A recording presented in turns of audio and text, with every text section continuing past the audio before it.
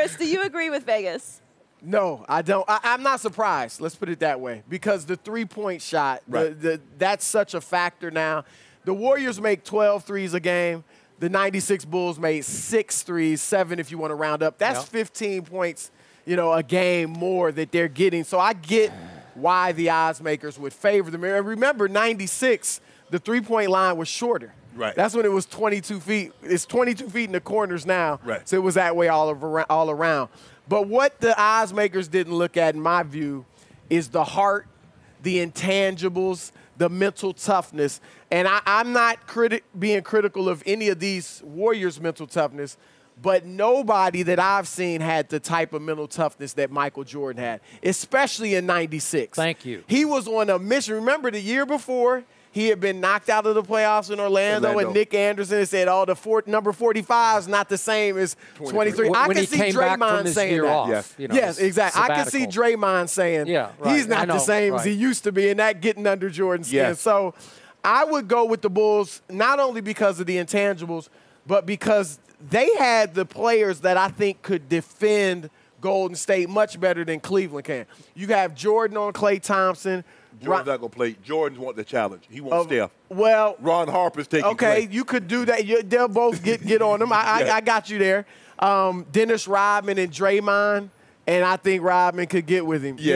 And then you'd have Pippen, of course, with Durant, which is a tough match. I'm not saying they'd shut him down. Right. But they could stick with him, and Tony Kukoc would play a much, much larger role. Yes. So they could go with a small lineup with Kukoc, Harper, Pippen, Jordan, and Rodman that could play with the death lineup of Golden State. So I just can't put it within myself to bet against Michael Jordan. Skip, I hate doing this because I hate trying to 2017 with 96. Anytime we do this, though, Skip, I need to know the era. What rules are we playing by? Exactly. Are we going to let hand check or no hand check?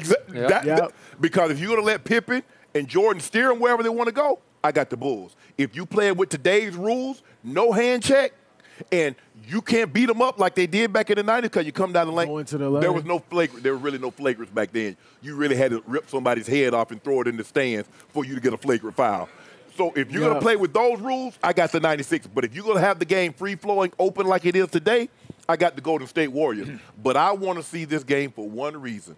I don't want to see Jordan on Steph. I don't want to see Pippen on Durant. I don't want to see Harper playing Klay. I want to see Draymond, and I want to see Dennis Rodman. That's what I want to see, Skip, because you already know what's going to happen. Flagrant? Oh, yeah. And when these guys get flagrants, I don't want you to throw them out. I want you to keep them. I want you to keep them in. I want you like WWE. Keep them in there. Let them go until the game ends. Because that's the qualifier and that's the outlier, Skip. When you're dealing with situations like this, and it's hard to project because how do you say, well, I believe the 2007 Patriots could beat the 78 Steelers. Okay, under what rules, under what terms? If you're going to let them attack the quarterbacks like they did in the 70s, the Steelers will knock Tom Brady out in the first quarter. But if you're not going to let them attack the quarterback like that and they can't beat the receivers up like they could back then, the Patriots are going to go up and down the field. So what rules are we playing under? Under today's rules, I got the Warriors. 90s rules, I got the Bulls because Pippen and Jordan will steer those guys anywhere they want them to go. Shannon Sharpe. Yes. Shannon Sharpe. I'm sorry, even under today's rules, that 95-96 Bulls team would tear this team apart. Ooh. I'm sorry, it was just too loaded. It was too physical. It was too nasty. It had the greatest competitor, the scariest competitor I've ever watched in any sport, any team sport, next to Ali. Ali was in an individual way. Correct.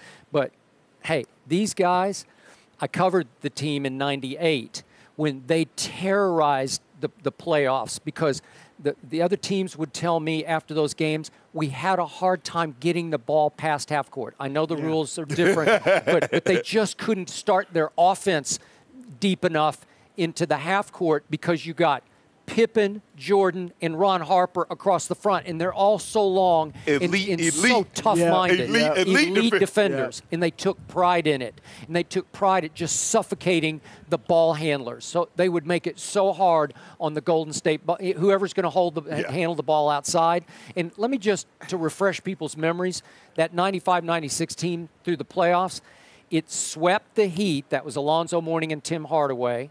Then Knicks went down in 5 games. That was Ewing, Anthony Mason, Charles Oakley, John Starks, Derek Harper, and Charles Smith. That's pretty good. Yep. Then they swept in the conference finals the magic of Shaquille and Penny Hardaway and Nick Anderson and Dennis Scott and Brian Shaw. They're really good, and they swept that team. And then it took 6 games to beat Seattle with Gary Payton, Sean Kemp, Detlef Schrempf, who I covered in Dallas, was really good. Hersey Hawkins, who was just a flat-out 20-a-game scorer. Yeah, Sam Perkins, Nate McMillan. They were really good. Yeah. And it took 6 games, but they beat them in the finals. And remember, they were up 3-0 and then lost. They may have been able to sweep them or at least beat them in 5. I just thought they took their foot off the gas once they went up 3-0 And the thing is, Seattle. when you talk about Pippen, Jordan, and Harper, basically you got 3 Kawhi Leonards because all those guys could guard you for 94 feet. But, Skip, they're not. But you're playing with today's rules, Skip. They're not going to let your hand check. They're going to call that a ticky-tack stuff. Because let's think about Steph Curry shot 10 free throws in the first quarter. So imagine what he's going to do in today's game. They're not going to let Jordan beat him up. I do think that if the Bulls had played under these rules in this era, they would have adjusted to the three-point shot. Right. I mean, Kukoc, I think all the players would have shot the 3 better. Yeah. Not as well as Golden State, right. But it wouldn't be. That's really Golden State's only advantage in my eyes. Absolutely. Would be the three-point shot. And I think the Bulls were second in the league that year in three-point percentage. Yep. I think they would have adjusted and been adequate to the point where they could have nullified the difference. Can you imagine the three-point line 3 feet closer at the top of the key? And Steph, I mean, like Draymond. Steph would hit 10 a game, 15 a game. Okay, but remember, the three-point shot, for whatever reason, wasn't valued in those days the way it is now. Right. They hadn't figured out the math of it. Right. I think it took Krzyzewski at Duke to say, hey, NBA, you're missing the boat and the point because it's 3-2, 3-2, 3-2.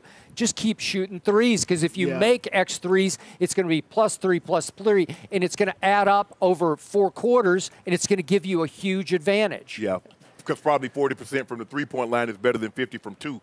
Because at the you have to be 33% from 3 to equal 50% from 2. So if you Skip, I don't, like I said, the rules are going to be a big determining factor of who wins this game. Because if you let them play physical, because I mean, can you imagine when Kevin McHale took Kurt Warner beside the sky? If somebody did that today's game, how many games are they suspended, Skip?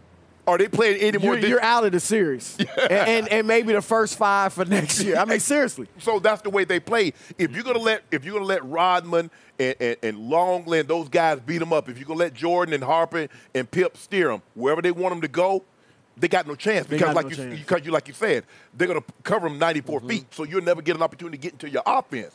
But if you're gonna let it be free flowing and you can't hand check and you can't rough them up. And that's the problem Cleveland's having. And imagine Steph going to the lane, which he does back then when you could hammer, like when Karl Malone hit Isaiah Thomas.